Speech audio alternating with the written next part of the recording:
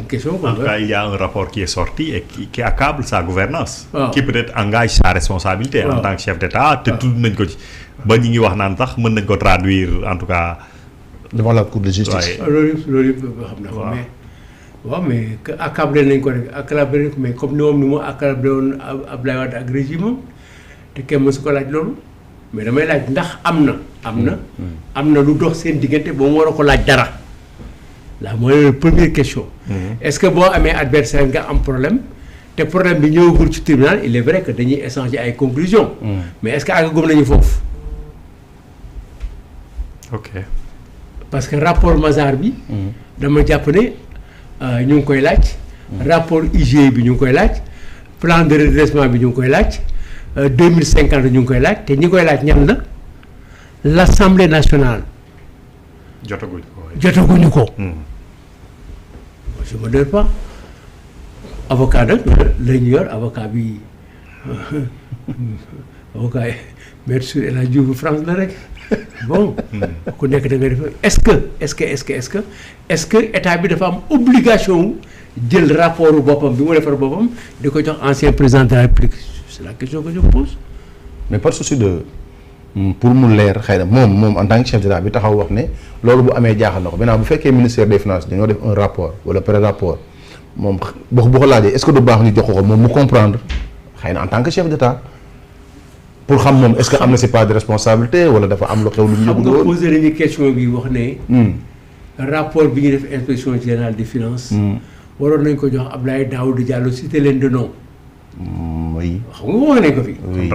mais ñooñu compté wul kenn waxu leen dañu ne dañ ko jox le ministre des finances état bi ki nekk en exercice moo koy moom bu fi jógoon mardi dañ koy nangu ci moom yow mii ñoo lañ koy jox. parce que le président de la Cour des comptes mi ngi doon wax naan moom la contradiction c'est entre moom ak le ministère des finances. ndax bu fekkee dafa war a amaat beneen contradiction ministère des finances ñoom. ñoo war a ñooy saisir les anciens ministres des finances wala dara waaye moom ministère des finances la am rapport. même bu boobaa. gisuma autorité administrative bu mën a tax ñu woo.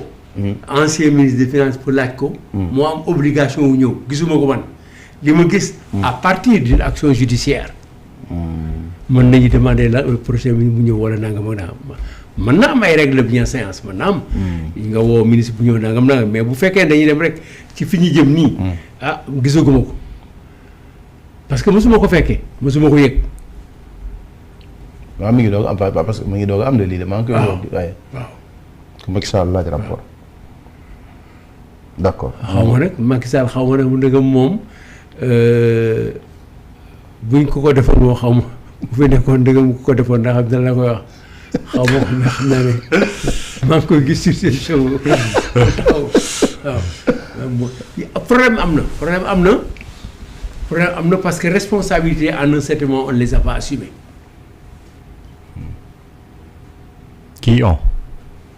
Tous ceux qui ont été dans tout ce qui se passe aujourd'hui au ministère des Finances et tout ce qui s'est passé et tout ce qui a été demandé notamment par les services de contrôle gisaguñu inspection générale d'État mais Cour des comptes li mu génn ak analyse yi nga xam ne génn na fi de 2014 à maintenant sur la situation de la dette de son évolution la dette intérieure extérieure de 32 et quelques pourcents à tant de pourcents tey de 70% à tant viable ba ñu ne à partir de 2018 la situation commence à s'empirer moonte bon le médecin a vu venir mais est-ce que le malade était conscient de la situation loolu am na mais wax nañ ko bi chiffres yi baaxul dañ lay nax nangam wax nañ ko bi plusieurs fois ok bu ñu demee ba annoncer le budget boo xam ne yaa ngi tiñ këyit te loolu amul donc tout est possible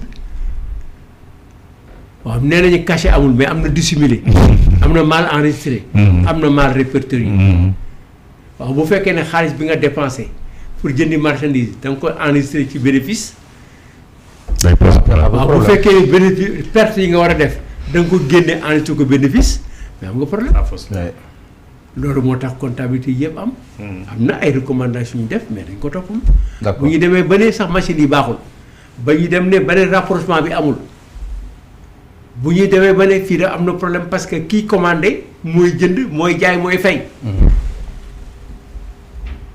ba pare ñu daan contrôler wu ñu en aucun moment amul benn directeur national bu ñu mës a woo ci assemblée nationale bi de 2012 à maintenant mu ñëw waxtaanee nangam.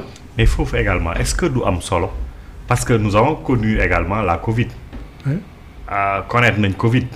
nga xamante ne par exemple soo demee UEMOA 70% yooyu noonu dañ ko ajoon jamono jooju léegi endettement bi ñuy wax est-ce que du am solo également ñu xool ci ban période la est-ce que dañ koy étaler chaque année budgétaire de 2019 à 2024 wala est-ce que dafa am une période précise boo xamante ne ci la affaire yi explosé gonflé c'est-à-dire que ci jàngat pour avoir également des mesures correctrices.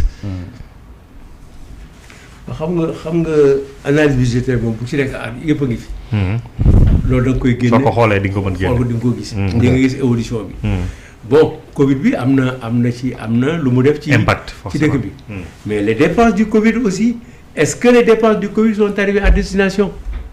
ah question la. am na ñoo xam ne dañ leen fi commandé ay diwlin. ba léegi diwlin bi ñëwagul problème ba léegi diwlin bi ñëwagul ba léegi nii.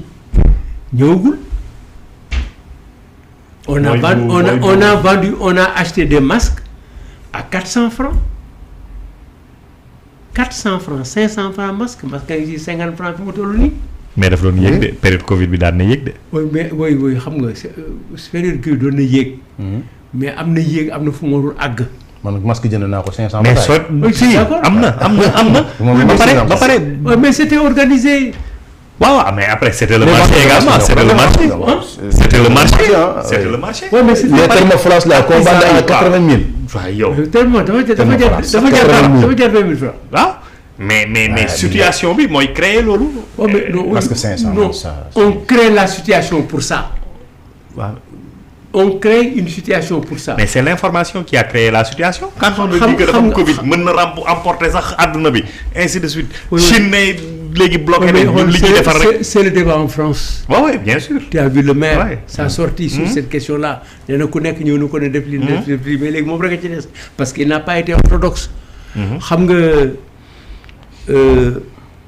premier ministre. et c'est là qu'il faut féliciter Ousmane Sonko soo fàttali ko ci Covid bi ko Macky Sall recevoir d'accord na ci lépp mais nee na ko amul blanc-seing parce que bu ñu fexe ba moyens yi nga xam ne dañ koy mobiliser pour xeex. Covid bi ñu ne.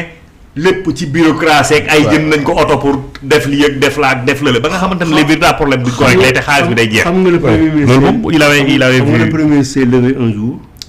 Ousmane Sonko. oui et il a fait des constats pendant pratiquement 20 minutes son discours s'était axé sur le café. et sur les imprimantes. loolu fii. ma ne bés bu ko defee du liggéey.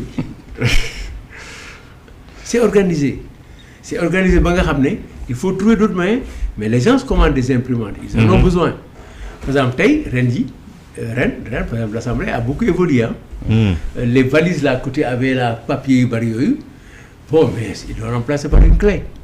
oh ok budget bi waaw léegi clé lañ lay jox nga dugal sa et on a dit loolu depuis 20 ans. d'accord depuis 20 ans on en parle. mais ñi ko yore liggéey naa ci de ministère des finances. mais ñi ko yore papier di jënd encre parfois commandé encre à 80 000 encre en couleur nangam. fekk du ñu couleur en couleur. noir et blanc 12 000 francs lañ koy jëndee. mais écoute. ñun dañ bëgg mu jeexle. oui donc loolu. yooyu c'est des combats internes. et c'est dans toutes les structures. c'est comme ça. c'est comme ça dans la vie. li yàlla tere. dañ koy jéggi. dañ koy wër. dañ koy analyser suñu bopp dañ koy traduire matière on peut même trouver ay nit yoo xam ne dañ la koy traduire ci alxuraan beneen façon. waaw moo tax sëñ bi wax naan bàyyi leen firi aaya yàlla ci yeneen façon yoo xam ne pour faire. contenter les politiques wala yooyu dafay am. mais loolu affaire nit la. mais yow da ngay ñëw pour xeex ko. loolu mooy rôle lu président de la République ñëw pour xeex ko. taxaw ci rek thème. après peut-être que di nga ci am ndam. d'accord te loo ci am rek ndam mais li am ba am. on va voir ce que OSUR va demander au président. man xamaguma président ak Macky Sall lu ñu jotee jiiñ nañu régime Macky Sall dara est-ce que moom am na ci responsabilité gëwuma ko parce que il est extrêmement difficile d'accuser le président de la République. même pour haute trahison. même pour haute trahison. waaw même pour haute trahison c'est difficile. waxatuma nag leneen loo xam ne kenn mënu ko ci accuser. jërëjëf macha allah président li ñu ci waxtu moom dépassé nañ ko di dem donc maa ngi lay sant di la gërëm di sant pal bi ak di wax sama info wax nga dëgg lii waruma ko fàtte lii xelkom donc voilà Serigne Saliou mu sëñ Mourtala donc mooy